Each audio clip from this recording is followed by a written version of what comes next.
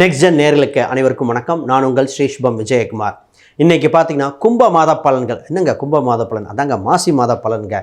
மாசி மாத பலன்கள் மகத்துவமான பலன்கள். ஏன்னா மாசி மகம் வருது, இந்த மாதத்தில் 2 கிரகணம் வருது. அப்போ சார் நல்லதா கெட்டதா நிச்சயமாக பார்ப்போம். நிறைய பேத்துக்குங்க திருமணம் இருக்கா இல்லையா, எட்டா கனியாக இருக்கிறவருக்கு திருமணத்தை பற்றி பேசிடுவோம். பார்ட்னர்ஷிப் நிறைய பிரேக் டவுன் நடந்திருக்கு இல்லையா, அதை பற்றி. கணவன் மனைவியாக இருக்கலாம், தொழிலாக இருக்கலாம். சார் கடன் என்ற ஒரு பிரச்சனைக்கு தத்தளிக்கிறாங்க. குடும்பத்தை டெவலப் பண்ணணும், குழந்தை வகை பார்க்கணும். நிறைய பேருக்கு சினிமா சம்மந்தப்பட்ட ஆர்வம், சோசியல் மீடியா சம்மந்தப்பட்ட நிறைய இது இருக்குது. ஆனால் ஏன் சார் அமையலை, இந்த மாதத்தில் எங்களுக்கு தீர்வு இருக்குமா, இது போன்ற பல கேள்விகள் உங்கள் மனசு இருந்துக்கிட்டே தான் இருக்குங்க. சார் சொத்து சுகம் வாங்கணும். ஒரு மனிதனுக்கு கைப்பிடி நிலமாக இருந்தாலும் தன் சொந்த பேரில் இருக்குங்க. வாடகை வீட்டில் படுற கஷ்டங்கள், இந்த மாமியார் மருமகள் சம்மந்தப்பட்டது இன்றைய காலகட்டத்தில் நவீன காலமயமாக்கப்பட்டிருக்கு. இதுதான் இது. மாசி மாதத்தில் இந்த கிரகண காம்பினேஷனில் என்னென்னா, சூரியன், சுக்கிரன், புதன் கூட ராகு இந்த கிரகம் இருக்குது. அப்போ நிறைய விஷயத்தை அள்ளி கொடுக்க போகிறது மாற்றுக்கருத்தில். ஸோ ஒரு சில விஷயங்கள் தவிர்க்கணும்னு சொல்ல போகிறேன். ஒரு சில ராசிகளுக்கு நிச்சயமாக தவிர்த்துட்டால் தான் பெட்டர். ஏன்னா இந்த நேரத்தில் உங்களுக்கு அள்ளியும் கொடுக்கும், அள்ளியும் எடுத்துகிட்டு போயிடும். அப்போ நிறைய இன்வெஸ்ட்மெண்ட்டில் கவனமாக இருக்க வேண்டிய காலகட்டமாக இருக்குது. அதை பற்றி தெளிவாக பார்க்குறேன். ஒரு நிறைய ராசிகளில் உங்கள் ராசிக்கு என்ன ஏதுன்னு தெளிவாக இப்போ பார்க்க ஆரம்பிக்கலாம். மேச ராசி அன்பர்களே, இந்த மாசி மாத பலாபலன்கள் உங்களுக்கு சிறப்பு பலாபலன்களாக இருக்குதுங்க. உங்கள் ராசி அதிபதி இன்னும் உச்சமாகவே இருக்கிறார். உங்கள் ராசி அதிபதி உச்சம் பெறும்போது உங்களுக்கு வலுவான அமைப்பு ஏற்படுகிறது. அப்போ எதெல்லாம் அதிகரிக்க போகுதுன்னு பார்ப்போம். பொதுவாக மேச ராசி அப்படின்னாலே சிறப்புத்தன்மை என்னென்னங்க, தொட்டதெல்லாம் தொடங்கும் காலகட்டம். இந்த ராசிக்கு பார்த்திங்கன்னா உறவு சம்மந்தப்பட்டது அதிக உதவிகள் செய்வாங்க. தைரியம் தாங்க இந்த ராசிக்கு. தைரியமாக ஜெயிச்சிருவேனா, மற்றவங்களால முடியாதும்பாங்க. துணிந்து செயல்படுற ராசியாக இருக்கும். மோதி பார்ப்போம், ட்ரை பண்ணி பார்ப்போம், ஏன் வேணான்னு சொல்கிறீங்க. இந்த ராசிக்கு வண்டி வாகனங்கள், வீடு சம்மந்தப்பட்ட இன்ட்ரெஸ்ட் அதிகமாக இருக்கும். ஸ்போர்ட்ஸ் சம்மந்தப்பட்டதாக இருக்கும். ஆணோ பெண்ணோ இன்றைக்கி அதெல்லாம் கிடையாது. நான் முயற்சி பண்ணி பார்ப்பேன், கண்டிப்பாக ஜெயிக்கக்கூடிய காலகட்டம் எனக்கு வந்துருச்சு. அப்படி துணிந்து செயல்படுகிற ராசி.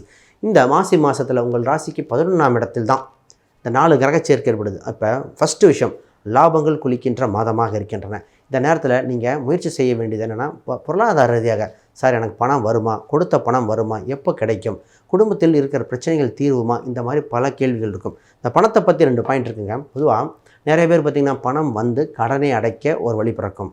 சார் பணம் வந்தால் தான் சார் பையனை படிக்க வைக்கிறதுக்கு, இந்த மாதிரி விஷயங்கள் இருக்கும். அப்போ பொருளாதாரம் திருப்திகரமாக இருக்க வேண்டிய காலகட்டமாக இருக்குது. இதை கவனமாக செயல்படுத்த வேண்டும்.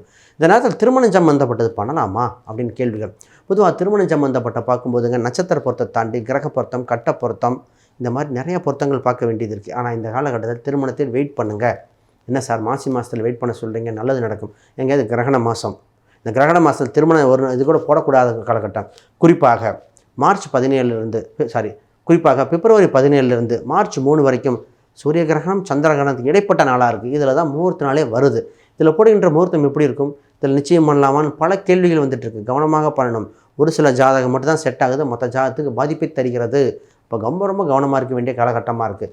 சரி, விஷயத்துக்கு வரேன் பாருங்கள். இப்போ திருமணத்தை இந்த நேரத்தில் கொஞ்சம் கவனமாக பார்த்து பண்ணிக்கங்க, ரொம்ப முக்கியம். இப்போ மாணவர்களுக்கு கோல்டன் டைம். மாணவர்கள் சார் படிப்பில் படித்து முடித்து வேலை கிடச்சிருவேன்னா, இப்படி ஒரு செக்டார்.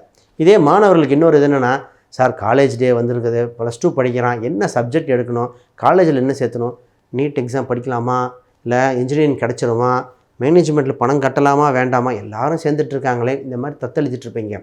ஃபஸ்ட்டு இது இண்டிவிஜுவல் ஹாரோஸ்கோப் தான் இந்த மாதிரி மாறுது. அப்போ பொதுவாக மாணவர்களுக்கு, தமிழ்நாட்டு மாணவர்களுக்கு நிறைய கல்வித்துறையில் அமைப்புகள் வருகிற காலகட்டமாக இருக்குது. பெற்றோர்கள் ரொம்ப வருத்தப்பட வேண்டாம், அவங்களுக்கு நல்லதாக அமையக்கூடிய வாய்ப்பு உண்டு. ஜாதக ரீதியாக பார்க்கும்போதே தெரிஞ்சிடும், இது மேனேஜ்மெண்ட் ஜாதகம், இது பிஇ போக வேண்டியது, இது டாக்டர் போக வேண்டியது, இல்லைங்க இவங்க பிகாம் இல்லை கவர்மெண்ட் எக்ஸாம் கொண்டு போய் ஈஸியாக சொல்லிடலாம். அப்போ அந்த மாதிரி பண்ணும் பொழுது ஈஸியாக இருக்கும். நிறைய ஐஏஎஸ் ஐபிஎஸ் ஆஃபீஸர்லாம் என்ன பண்ணுவாங்க அப்படின்னா, பையனை பிஏ இங்கிலீஷ் லிட்ரேச்சர் சாதாரண கோர்ஸில் போடுவாங்க. ஏன்னா அவங்களுக்கு ரூட்டு தெரியுது. 1க்கு 2 முறை விசாரித்து பண்ண வேண்டிய காலகட்டம். சார் சொத்து சுகங்களை இப்போ பூர்வீக ரீதியான சொத்துக்களை பிரிக்க காலகட்டம் வந்திருக்கு. சார் சொத்து பிரிக்கலாமா, சொத்து சம்மந்தப்பட்டது இருக்கின்ற வெள்ளங்கள் மாறுமா, இப்போ கோர்ட்டு வழக்குகள் ஏதாவது இருக்குது, ஜெயிப்பனா, இது மாதிரி விஷயத்துக்கு அற்புதமாக இருக்கிற காலகட்டம். ஃபஸ்ட்டு வேலைக்கு போயிட்டுருக்கீங்கன்னு வைங்க, வேலை செய்யும் இடத்தில் மாறுதல் உண்டு.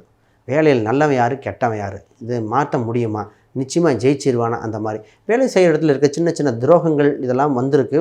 அதை சமாளித்து வெளியே வருகிற காலகட்டம். இப்போ ஒரு வேலையை விட்டுவிட்டு இன்னொரு தொழிலை தொடங்கக்கூடிய அற்புதமாக காலகட்டமாக இருக்குது. நிச்சயமாக செய்யலாம். பட் ஜாதக ரீதியாக பார்த்தா இன்னும் துல்லியமாக இருக்கும். பிஸ்னஸ் சார், பிஸ்னஸ் இவங்க 10ஆம் இடம் வலுத்திருக்கணும். 10க்கு 12 இருக்குது.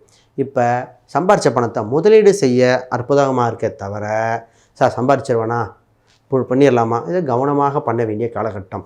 இதில் முக்கியமாக தகவல் சம்பந்தப்பட்ட விஷயத்தில் 1க்கு 2 முறை ஆலோசனை செய்து பாருங்கள். நிச்சயமாக அப்போ தான் வளர்ச்சியாக இருக்கும். இந்த நேரத்தில் தெரியாத புலப்படாத விஷயத்தில் கவனிக்க வேண்டும். குறிப்பாக ஷேர் மார்க்கெட் சம்மந்தப்பட்ட இன்வெஸ்ட்மெண்ட்டாக நிறைய பேர் பணத்தை இழந்துட்டு இருக்கீங்க. ஆன்லைன் சம்மந்தப்பட்ட ஸ்கேமுக்கு மாறக்கூடாது. இப்போல்லாம் ரொம்ப கவனிக்கணும்.